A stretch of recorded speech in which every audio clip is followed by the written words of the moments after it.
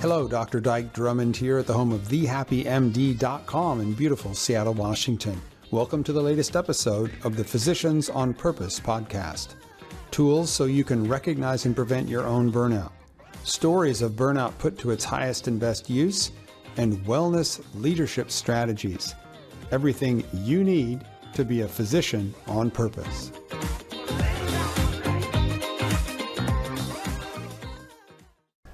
Hello, Dr. Dike Drummond here at the home of The Happy MD in beautiful Seattle, Washington with the latest edition of the Physicians on Purpose podcast. Today I'm flying solo. What I want to do is take a little bit of time to talk about how you, if you're not the CEO or the CMO of your organization, how you might begin the conversation around a corporate physician wellness strategy for your organization if you're trying to push this agenda from something other than a senior leadership position. Over the last 10 years at the Happy MD, we've talked to thousands of different folks inside organizations who want to make a difference for the physicians, the APPs, the staff in the organization. And if you're not in a senior leadership position, that can be difficult. I call that an insurgency position. And right now we're supporting several dozen people who are in insurgency positions as they begin to approach the subject of physician wellness with their senior leadership team. If you're a CEO or a CMO and you come to me and we want to do something about physician wellness, typically we can get started right away and we can move really fast. But my experience is this: over 10 years, it's only about 5% of senior leaders in healthcare who are aware of physician wellness as an influence on the care quality in their organization to the extent that they'll do something about it. Now, they're focused on all sorts of other things, but typically not on physician wellness, quality, safety, medical errors, retention, recruitment, all that kind of stuff. But what we know this, is that physician burnout is the origin of challenges with all of those metrics. Quality, safety, turnover, right? All related to burnout. And what I try to do is get senior leaders to see that if we treat the cause, we probably won't have to work so hard to treat each and individual one of those symptoms. So how do you begin this conversation? Let me give you some ideas, and let me tell you that I believe there's a window coming in the wake of COVID. Right now it's May 21st of 2021. And it appears that we're approaching the end of the COVID tunnel. The ICUs are not empty of COVID patients, but vaccination rates are up and disease rates are down, and we're starting to immunize people as young as 12. So we may be near the end of that long, dark tunnel. But right now, I believe we're approaching a window where more senior leaders than ever before will be open to the concept of taking better care of the doctors. I'll tell you why in just a second. So if you want to start having a conversation, here are some questions to get you started. And you have to be very careful with your energy here because it's easy to get kind of snarky with these. And it's also easy to blurt and not let your senior leader answer. So you have to actually ask a question and then be quiet and listen for what they say. Here's question number one. What role do you believe the health and well-being of our doctors plays in the quantity and quality of the care they provide? What role do you believe the health and well-being of our doctors plays in the quality and quantity of care they provide?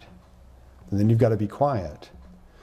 And there might be a bit of a pause as the leader looks at you and cocks their head like a dog that doesn't know what they're looking at until they say, well, it's really important. Obviously, it's a crazy question. Why are you asking it? And it's like, okay, great. So we agree to the principle of physician wellness playing a role in quality and quantity. Okay, great. So on the profit and loss statement from last year, what line item is dedicated to investing in physician wellness? How much did we spend? Again, you've got to watch your energy here. You've got to be quiet. And 99 times out of 100, they're going to say, well, we don't have anything like that. That's crazy. We've never spent money on that, which is the point, right? And then the third question is, and again, you got to watch your energy. Why is it that we're not investing in the health and well-being of our physicians? And again, there's going to be a silence. Let them sit with it until you get an answer. And they may come back at you and say, well, why would we want to do that? So let me tell you how I answer that question with senior leaders. And feel free to take all these questions and any answer that I give you and adapt it to your own language and energy, your own communication style, and go out there and have these conversations. Be chill, listen for an answer. You're going to be raising awareness for sure. Here's why I think that in the very near future, the most successful organizations will be the ones who take the best care of their doctors. I actually believe physician wellness is a disruptive innovation in healthcare. It's not rocket science. It's just that most organizations don't focus on this as a leverage point for their performance. I believe that physician wellness, a happier, healthier workforce of doctors, provides a triple competitive advantage to the organization who's been able to accomplish that milestone. Triple competitive advantage. Okay, let's go through them. Number one,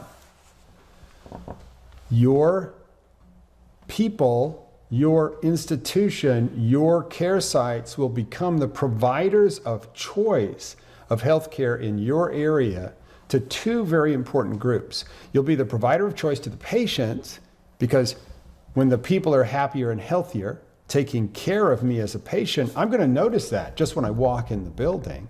And secondly, you will become the provider of choice to the payers because as you take better care of your people, the quality indicators the payers are tracking will naturally float up and put you at the top. So patients and payers will see you as the provider of choice when you have a superior culture and systems and your people are happier and healthier. Number two, you become the employer of choice for any physician who is looking to take a job in your area. Maybe they have a practice and they're looking to sell and come in as an employee. Maybe they're a new graduate and they're looking for a place to get their first job, right? You will be the employer of choice because as they ask around the community, doctors will say, yeah, they take pretty good care of us here. And the third, last but not least, is I believe that because of all the positive effects of a happier, healthier workplace, including retention and engagement, right? Quality safety, lower turnover.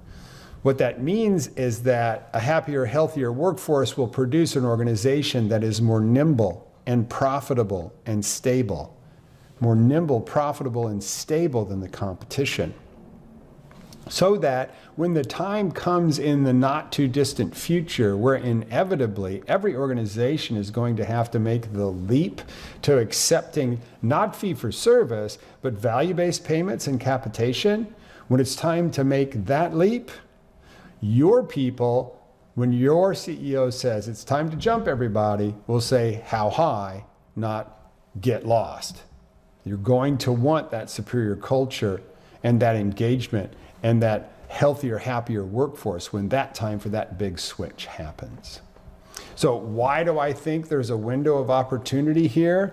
Well, I think there is a small group, a small percentage of senior leaders in healthcare in the USA who, as we exit the COVID crisis, have been inspired, awestruck, or as they say in England, gobsmacked by the contribution and the dedication and the sheer hard work of the doctors, nurses, and staff of the organization that they run. And in the wake of COVID, they're saying to themselves, oh my Lord, wasn't that amazing the way our people performed? We really have to figure out a way to take better care of them. Just remember, physician burnout rates were at 50% before COVID. They're certainly higher. Some of the preliminary testing is showing that. But there will be a small percentage for a short period of time. I will say between now and the end of 2021, there'll be a small group of senior leaders where if you begin this conversation, we might actually get a few more corporate physician wellness strategies put in play. And when you want to know how to move the needle, when you want to know how to take better care of your people, we here at the Happy MD and our corporate arm, Well MD Works, We design and deploy and train wellness leaders. We design, deploy wellness strategies, and train and deploy wellness champions, physician wellness champions, through our quadruple aim physician leadership retreat all the time. 216 graduates of that retreat, another class being seated in September. So when you want to talk about how you can influence your senior leaders, when you and your senior leaders want to talk about how to create a corporate physician wellness strategy that matches your specific stressors in your system, give us a call, thehappymd.com. There's a contact form right there on the website. So, 3 questions. What role do you believe the health and well-being of the doctors plays in the quality and quantity of the care they provide? How much did we spend on physician wellness last year? Is there a reason why we don't invest in physician wellness? And then the triple competitive advantage is you become the provider of choice to the patients and the payers. You become the employer of choice in your region, and your organization becomes more nimble and stable and profitable than the competition. So that's a place to start.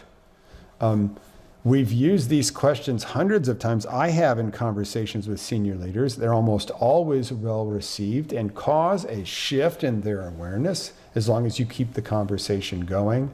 And if at any point in time you need support in asking these questions to your senior leader team or support with your insurgency, contact us through the website, thehappymd.com.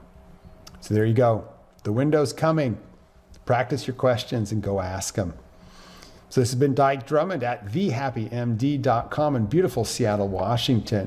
Keep breathing and have a great rest of your day.